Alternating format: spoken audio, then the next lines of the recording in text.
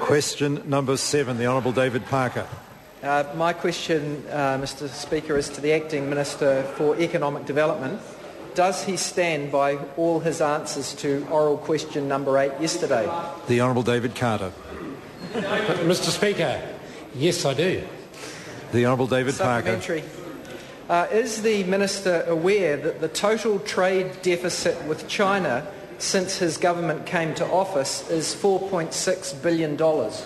The Honourable David Carter. No, Mr Speaker, I haven't got that figure with me. What I'm aware of is that trade exports to China have grown from 2.3 billion to 5.5 billion since 2008, and that is a remarkable rate of growth of around 140%. An absolute success story. The Honourable David Parker.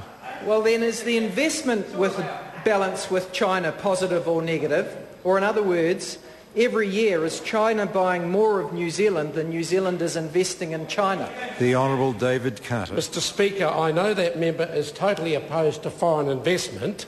What I was talking about yesterday is NZTE's performance in raising the amount of export done by New Zealand companies to China. It has been remarkably successful, something that member does not seem to be prepared to accept. Order.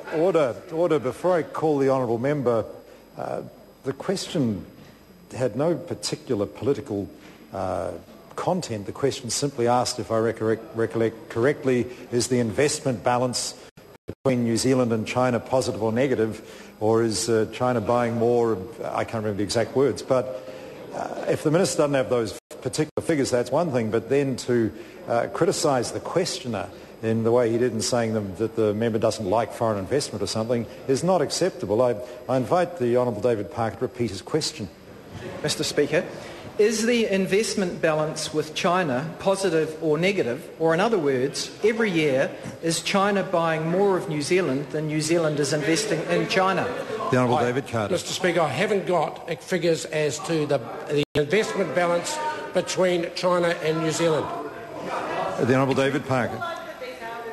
Do the projections in the budget, which show the current account deficit getting worse every year from here on, and New Zealand's net investment position getting worse every year from here on, so both deficits are expected to worsen, doesn't this show that the China Beachhead Board resignation is indicative of a wider problem for New Zealand? The Honourable David Carter. Mr Speaker, no it doesn't. The resignation by the Beachhead Board was simply because there's been a significant clash of personality between management of NZTE and China and the Beachhead Board. The Beachhead Board delivered an ultimatum to NZTE that if they were to remain as the current board, they would require the change of management staff of NZTE in China. The chief executive of NZTE was not prepared to accept that ultimatum, and therefore the board en masse resigned. The Honourable David Parker. Did a member of the NZTE board cause or contribute to the mass resignation of the China Beachhead Board, and if so, who was that board member? The Honourable David Carter. Mr Speaker, I am not aware of any board member of NZTE causing the resignation of the Beachhead Advisory Board. What happened, as I've just explained to the member, is that the Beachhead Advisory Board,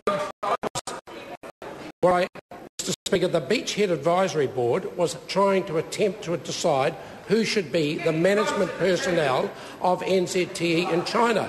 It is not appropriate, Mr Speaker, it is not appropriate for an advisory board to attempt to manage the operations of NZTE. Question number 8, Colin King.